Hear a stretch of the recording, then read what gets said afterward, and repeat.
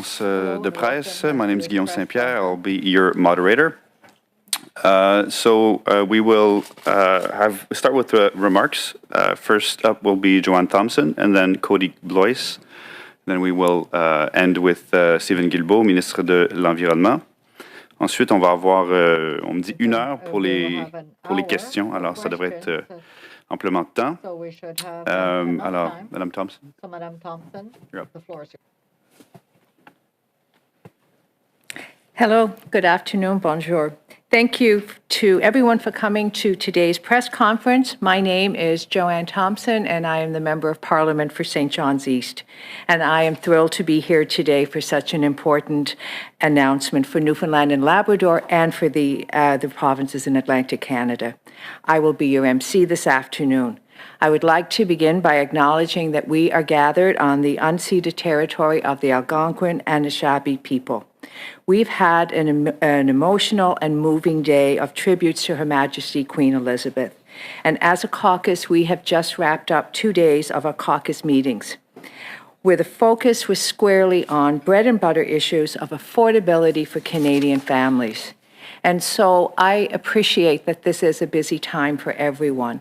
And that means that it is all the more important to help Canadians look after their bottom line. And now I'm very happy to invite my colleague, Cody Blois, the Member of Parliament for King's Hants, to say a few words. Cody. Thank you very much, Joanne. Thank you, Minister Guilbeault, for what you're going to be announcing today, and indeed to my Atlantic colleagues, and P.S. Julie DeBruzen as well. I know you're not in Atlantic Caucus, but we certainly appreciate all your tremendous work on behalf of Canadians in Parliament. As was mentioned, my name is Cody Blois. I'm the Member of Parliament for King's Hants and the proud chair of the Atlantic Liberal Caucus. I'll be providing my remarks today in both English and in French. Comment l'a mentionné, je m'appelle Cody Blois. Je suis le député de King's Hants et le président du caucus libéral de l'Atlantique. Je ferai mes remarques cet après-midi en anglais et français. Today, I'm here to be able to give context of why this announcement is going to be so important across the country, but particularly in Atlantic Canada. Aujourd'hui, je suis ici pour expliquer pourquoi cette annonce est tellement importante, bien sûr dans tout le pays, mais particulièrement dans le Canada Atlantique. Approximately 50% of the households in Atlantic Canada still use home heating oil to fuel their homes. It's worth noting that we also have a large percentage of houses and buildings that are older and energy inefficient. Environ 50% des domiciles du Canada Atlantique utilisent encore le mazout pour chauffer leur maison. Il convient de noter que nous avons également un grand pourcentage des maisons et des bâtiments qui sont vieux et inefficaces de la consommation d'énergie. And we've seen the volatility of energy prices on the global market since the onset of COVID-19, but particularly since the outbreak of the war in Ukraine by Russia's unprovoked invasion. This has had a direct impact on affordability, and I've had conversations, and indeed I know my colleagues across the Atlantic Caucus have had conversations with their constituents about the challenges they are facing with the cost of living. There are many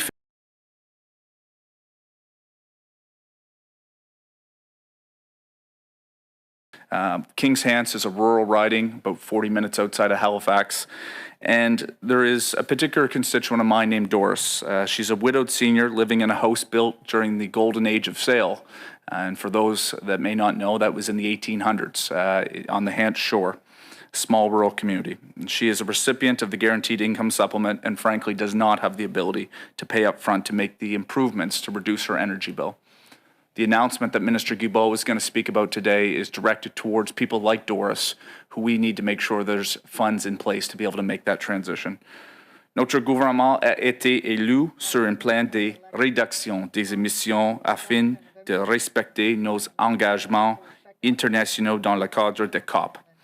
Dans King's Hants, nous avons le marais plus haut du monde, ce qui nous rappelle constamment l'importance de faire notre part collective dans la lutte contre le changement climatique. Today's announcement is important because it is increasing the number of projects that can be supported through provincial energy efficiency programs, thereby reducing emissions. But in our view, this is not just about projects. This is about making a difference in people's lives by reducing energy bills and supporting affordability for Canadians who really need that support. Ces investissements peuvent aider à économiser des milliards de dollars sur le coût de l'énergie et, avec les programmes fédéraux existants, dans certains cas, les personnes plus vulnérables peuvent avoir accès à 100% des fonds nécessaires pour réaliser ces projets. C'est ce sur quoi nous nous sommes concentrés plus tôt cette semaine lors de la retraite de notre caucus au Nouveau-Brunswick et c'est ce sur quoi le gouvernement reste concentré pour l'avenir. I want to thank all the ministers that were involved. Obviously, Minister Guilbeault, first and foremost, for his leadership in this particular aspect. But I also want to especially thank our Atlantic Caucus colleagues. Now, yes, today I'm delivering on behalf of Atlantic colleagues, but I can say that inside our caucus, this has been a priority, that we had a program in place to help support vulnerable households to be able to make that energy transition in the light of what we're seeing around the world with global prices that are impacting affordability. So to my colleagues that are here, and indeed some that couldn't make it, well done, and thank you for your advocacy. Again, this is great news for Canada, particularly in Atlantic Canada. Thank you. Thank you, Cody. And it is now my pleasure to invite the Honourable Stephen Guilbeault, Minister of Environment and Climate Change, to deliver today's important news. Minister. Merci. Bonjour, chers collègues. Bonjour à toutes et à tous. C'est un plaisir d'être parmi vous pour cette annonce. Permettez-moi également de reconnaître que nous sommes réunis sur le territoire non cédé du peuple algonquin-anishinaabe. La reconnaissance du territoire est un acte de réconciliation avec les peuples autochtones. Témoigne également de notre respect et de notre gratitude à l'égard du territoire que nous partageons. I would also like to express my sadness and admiration for Her Royal Highness, Queen Elizabeth II, whose passing reminds us all of the most powerful symbol of public service.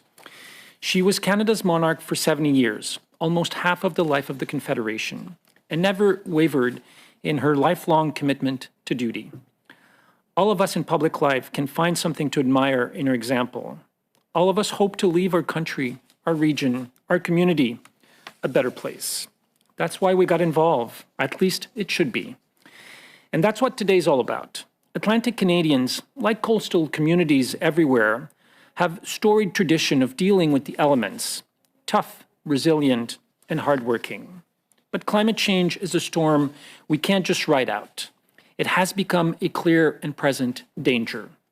We're seeing it in our communities and across the world in the ever more frequent and extreme weather events. The question is now, what are we about to do about climate change going forward? How are we going to prepare to keep our communities safe? How do we stop making the problem worse and start reversing the damage? How do we ensure affordability and reliability of energy supplies as we deal with climate hazards? Since 2015, our government has consistently pursued the most ambitious climate action of any government in Canada's history. More than $100 billion have been invested to date. Putting a price on pollution and returning the revenues to households has been and will continue to be central to our efforts to change climate course. It's working. Si ça fonctionne, c'est parce que nous attribuons un coût à ce que nous ne voulons pas, la pollution, et nous ajoutons une valeur à ce que nous voulons, de l'air pur, des énergies propres, fiables et abordables, ainsi que des emplois durables. Là où les provinces ont choisi d'utiliser le système fédéral plutôt que leur propre modèle de tarification de la pollution, 8 ménages sur 10 reçoivent plus d'argent qu'ils n'en déboursent pour leur consommation en énergie fossile. That works out to hundreds of dollars each year that gets delivered to families through their quarterly climate action incentive checks. This is a system that makes life more affordable for regular people and fight climate change. And that's something our government will always stand up for. Recently, the 4 Atlantic premiers raised an interesting and compelling public policy matter that is of particular concern to their region when it comes to affordability and fighting climate change, as have my colleagues from Atlantic Canada today. This region has one of the highest proportion of homes heated with oil furnaces in the country, and many of those are older homes with modest income, as Cody has just outlined. These are households that would love to get off the roller coaster of global oil and gas price fluctuations, but have too few options.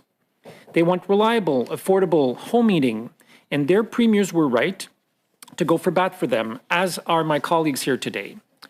Voilà pourquoi je suis heureux d'annoncer aujourd'hui un investissement qui pourrait atteindre 250 millions de dollars pour la création d'un nouveau programme visant à aider les ménages canadiens à abandonner le mazout comme combustible pour le chauffage domestique.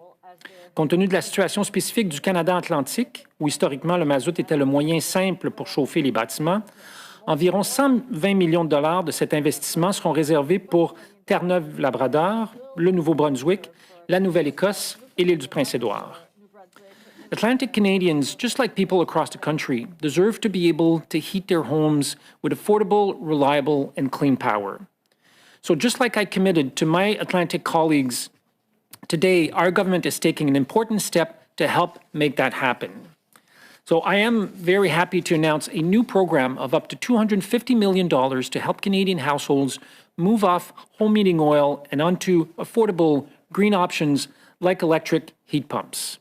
And in recognition of the reality of Atlantic Canada's built environment, where using oil to heat homes is much more common, approximately 120 million of the total is earmarked for Newfoundland and Labrador, New Brunswick, Nova Scotia, and Prince Edward Island. Federal funds will be made available through the Low Carbon Economy Leadership Fund to provincially administered home heating transition programs. This new funding can be stacked with other federal and provincial incentives, like the Canada Greener Homes Grant, so that up to 100% of the cost of a new heat pump may be covered for low-income households. Cette première étape sera suivie de d'autres mesures visant des solutions pour que tous et toutes au Canada puissent avoir accès à de l'énergie propre, durable et abordable. Nous nous sommes engagés à aider les Canadiens et Canadiennes de l'Atlantique à régler leurs factures d'énergie coûteuses. En investissant 250 millions de dollars, nous tenons cette promesse et en plus, nous promettons aux gens d'économiser des milliers de dollars par année tout en combattant les changements climatiques. Bien que ce nouveau financement réponde aux préoccupations spécifiques de mes collègues de l'Atlantique ainsi que des premiers ministres de cette région concernant les coûts du chauffage des maisons, je tiens à dire qu'il ne s'agit que de l'une des nombreuses mesures que notre gouvernement met en place pour rendre abordable la consommation des biens essentiels à la population canadienne en cette période d'inflation mondiale. As the Prime Minister announced, we're doubling GST payments to lower-income Canadians for 6 months, boosting the low-income rent support program and helping parents pay for their kids' dental costs in modest-income families. Nous savons également que ces programmes de transition du chauffage résidentiel sont extrêmement populaires et que cette transition nécessitera un effort soutenu. Voilà pourquoi la totalité de cet investissement de 250 millions de dollars s'échelonne sur une période de 4 ans. Ainsi, cela permettra la création de nouveaux emplois dans les secteurs de l'énergie propre partout au Canada et l'établissement d'une chaîne d'approvisionnement dynamique au Canada atlantique.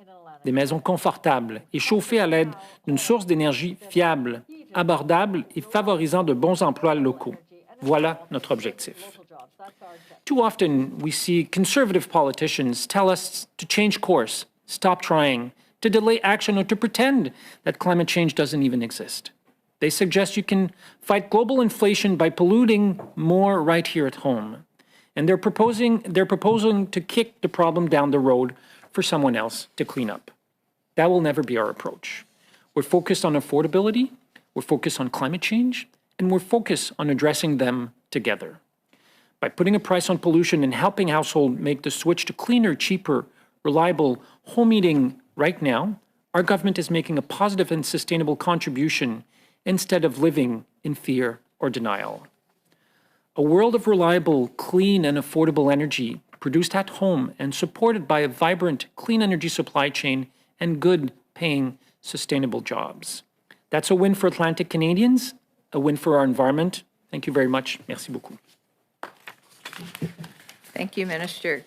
This wraps up the formal portion of this announcement, and the Minister is now happy to take your questions. Yeah, so we will now go to questions. So I'll just ask the reporters on the line just to lift your virtual hand if you have a question. First up, Ross Lord.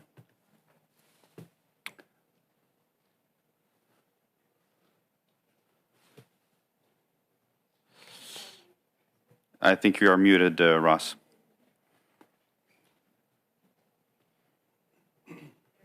Oh, good. Okay. So you didn't hear me say, I hope everyone can hear me. Yep. Minister Guilbeault, how does the reopening of the Donkin underground coal mine in Cape Breton fit or maybe contradict your government's plan to move away from fossil fuels? As you know, we've made a commitment to eliminate the use of coal in Canada by 2030. We're well on our way to do that. And I would invite you to go back to the emissions reduction plan that we published last March, which shows that by far the electricity sector in Canada is the sector that has reduced its emission the fastest of any other sector. So we still have some work to do, but our work to tackle pollution in the electricity sector is going very well. I see that, but what does that have to do with reopening Donkin? Well, I mean, frankly, you should ask the province that question. As you know, the federal government doesn't tell provinces which source of energy they should use or not. We're tackling pollution, and that's exactly what we're doing with today's announcement by helping tens of thousands of people get off home heating oil in the coming years and go for more affordable and cleaner options to heat their homes.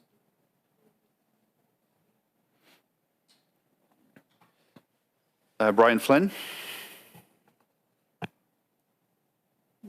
I got muted again. Sorry. Final question for you, sir. Environmentalists say that Donkin coal produces more greenhouse gas emissions than coal used for electricity. Apparently, the Donkin coal is used for steel making. So why is that coal not included in your emissions regulations? It seems as though there may be a loophole there. No, there's no loophole. So there obviously the emissions that are emitted by any industrial actors in Canada are taken into account both in the national inventories and are also part of the system, the pricing system that we've put in place. Obviously, in terms of pricing, we will have news to communicate. We are in discussion with provinces and territories on an updated, more stringent system starting in 2023. But the emissions captured by industrial emitters will be tackled under the system. Thank you. Brian Flynn. Yes, Minister Guilbeault, your program is expected to run over 4 years. I'm wondering, in the meantime, is there going to be any provision in carbon pricing to help low-income Canadians who are heating with heating oil? Is there any provision to help them with carbon prices? So, two things to say about that. First one, as I said, and as you might have noted in my remarks, in provinces where the federal system is being applied, 8 out of 10 households receive more money from the federal government than what it's costing them in terms of consumption of fossil fuels. Number one. Number two, there's a 10% increase on that amount for rural Canadians because we recognize that in rural areas, sometimes you have less options than people in urban areas would have. So we've already taken that into consideration.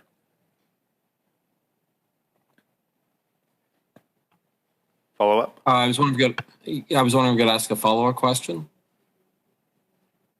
Yeah, go ahead. Yeah, Minister, I was wondering, the provinces submitted their proposals for carbon pricing almost 2 weeks ago.